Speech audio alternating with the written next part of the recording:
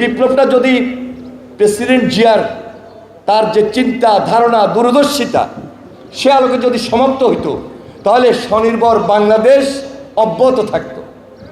বাধাগ্রস্ত হয়েছে। এখন খাল খনন করতে যাই, খালের মাঝখানে দোকান গড়ে উঠেছে, খালের মাঝখানে বাড়িঘর গড়ে উঠেছে।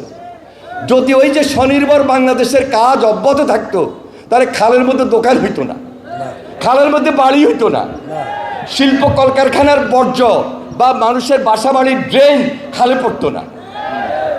চর্চা নাই, এখন চর্চা শুরু হয়েছে। তার মানে অসমাপ্ত কাজ তারেক রহমানের নেতৃত্বে দেশে সমাপ্ত হবে। যত ব্যারিকেড থাকুক, যত বাধা থাকুক, যত দোকান অবকাঠামো গড়ে উঠুক, খালের মধ্যে বাঁধ সৃষ্টি করা হোক, কোনো কিছুই থাকবে না। খাল খালের গতিতে চলবে, প্রবাহর গতিতে থাকবে।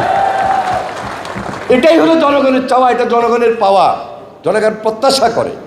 এবং আমি মনে করি আমরা আজকে যে প্রকল্পটি হাতে নিয়েছি জনাব তারেক রহমানের নেতৃত্বে 180 দিনের কর্মসূচি প্লাস 5 বছরে 20,000 কিলোমিটার খাল সারা বাংলাদেশে আমরা পুনঃখনন করব অথবা খনন করব।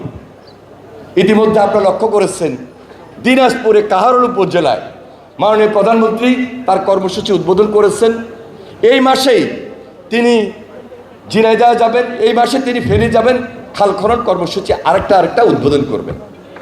এবং 54টা জেলায় প্রায় 50টা জেলায় ইতিমধ্যে আমাদের কাজ শুরু হয়ে গেছে। আমরা আমাদের মন্ত্রী সাহেবরা, এমপি সাহেবরা, প্রতিমন্ত্রী সাহেবরা বিভিন্ন জায়গায় বিভিন্ন এলাকায় এই কর্মসূচি অব্যাহত রেখেছেন। কারণ এটা তো আরেকটা বিপ্লব। এই বিপ্লবটা হাতে নিয়েছেন নতুনভাবে তারেক রহমান। এই বিপ্লবের শেষ হবে না যতদিন পর্যন্ত নতুন বাংলাদেশ গঠন না করতে পারে। এটা করতেই হবে, কারণ মানুষ আমাদেরকে তো ভোট দিয়েছে।